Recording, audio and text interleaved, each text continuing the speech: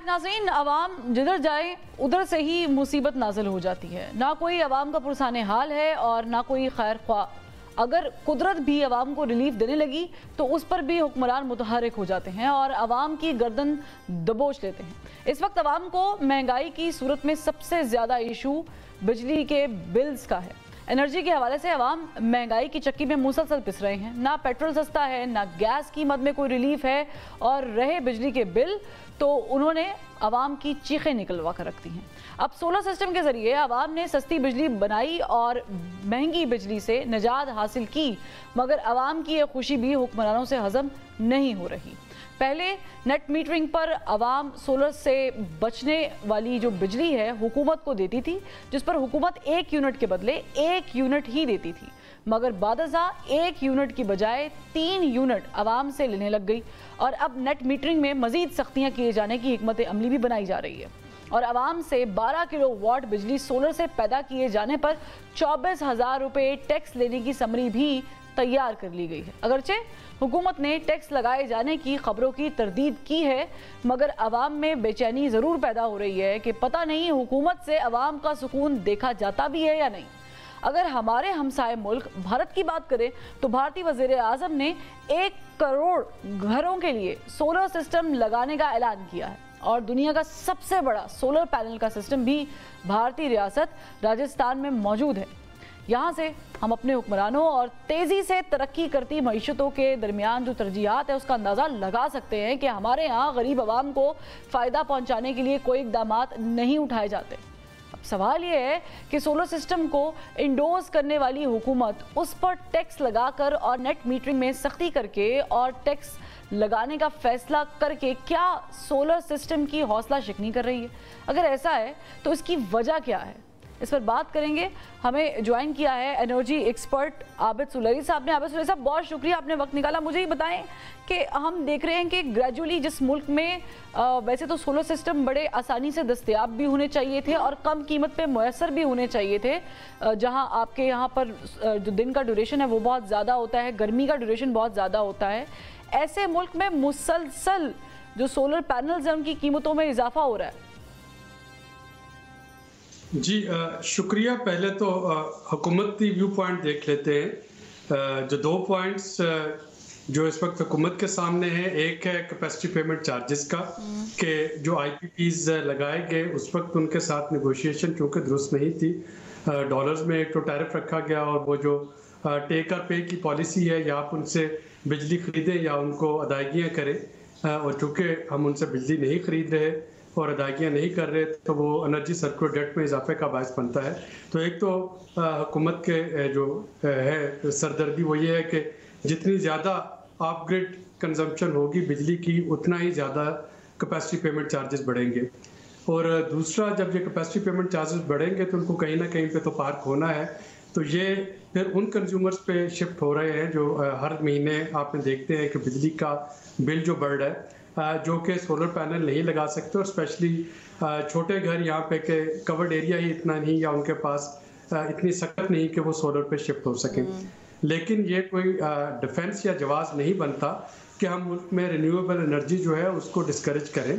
दूसरी तरफ हुकूमत ने जो एक क्लाइमेट चेंज से निपटने के लिए ये प्लेज कर रखी है कि 2050 तक हमारी 60% एनर्जी जो है वो रिन्यूएबल एनर्जी होगी।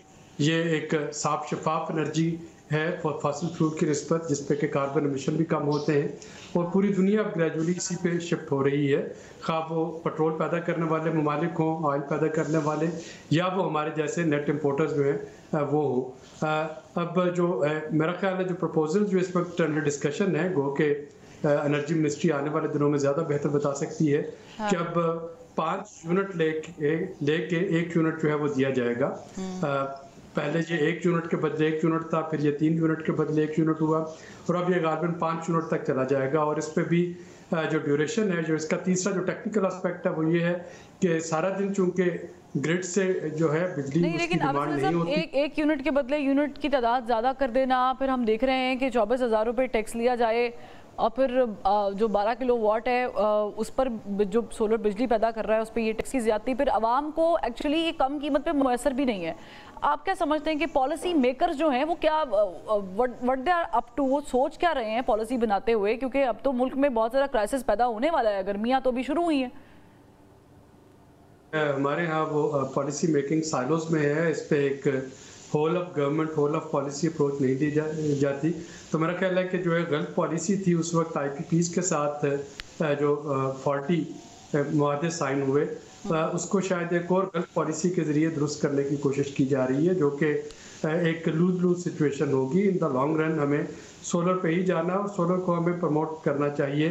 اس کا کوئی اور حل نکالا جا سکتا ہے کہ ہم کس طریقے سے جو لوگ بجلی کا بل جو ہے وہ زیادہ نہیں دے پا رہے، اس کے انسولیشن کیسے کرنی ہے، ان کو جو ہے پروٹیکشن کیسے دینی ہے، اس کا کوئی سولوشن نکالا جا سکتا ہے۔ لیکن کوئی بھی ایسی پالیسی جو کہ ڈسکریج کرے سولر انرجی کو پاکستان میں، وہ in the medium to long term climate change کے کانٹیکس میں پاکستان کے لیے کافی وہ خطرناک ہوگی۔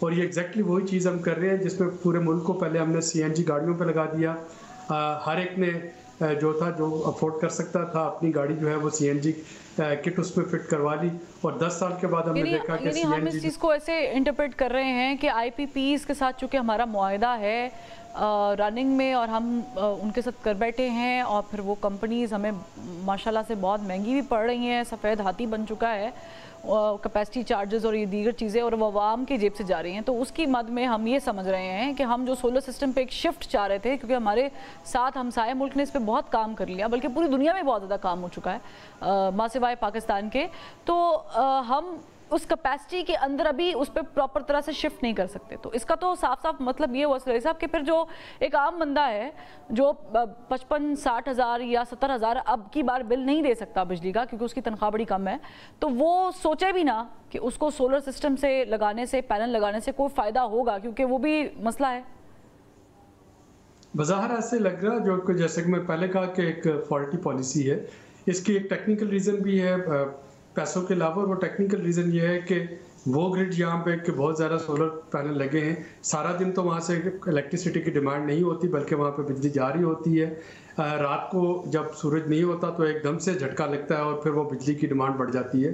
تو اس کے ٹیکنیکل سولوشن جو ہے وہ ڈھونڈنے کی ضرورت ہے، نہ کہ سولر سسٹم کو اور سولر انرجی کو ڈسکریج کیا جائے۔ تو حکومت کی جو 2-3 جو ہیں اس وقت جو compulsions, one is mind full of it, اور سمجھ میں آتی ہے کہ وہ کیوں ایسا چاہ رہے ہیں، لیکن ایسا کرنا جو ہے میرا خیال ہے کہ وہ ایک اور غلط فیصلہ ہوگا، اور 2 غلط فیصلے مل کے کبھی بھی ایک درست فیصلہ نہیں بن سکتے۔ اچھا، مجھے ایک چھوٹا سا سوال کا جواب دیجیے گا، پھر اجازت چاہوں گی۔ مجھے یہ بتانے یا سمجھائیں مجھے کہ کیا ہم یہ جو سولر پینلز ہیں یہ ہم 100% امپورٹ ہی کر رہے ہیں؟ کیا پاکستان میں اس کی پروڈکشن ایک واسٹ لیول پہ نہیں ہو رہی ہے؟ اب اس کا شروع ہو گیا ہے، اور آلریڈی ایک سائنو انرجی کمپنی ہے جنہوں نے کہ SIFC کے انڈر انویسٹمنٹ کی ہے، اور کراچی میں سولر پینل بننے شروع ہو گئے ہیں۔ تو ابھی تک امپورٹ ہی ہو رہے تھے، لیکن اب یہ پاکستان میں بننے بھی شروع ہو گئے ہیں۔ ٹھیک، بہت اور یہ والی جو پالیسی ہے یہ ہمارے انویسٹر کو بھی ڈسکریج کرے گی جو کہ پاکستان میں سولر انرجی میں انویسٹ کرنا چاہ رہے ہیں۔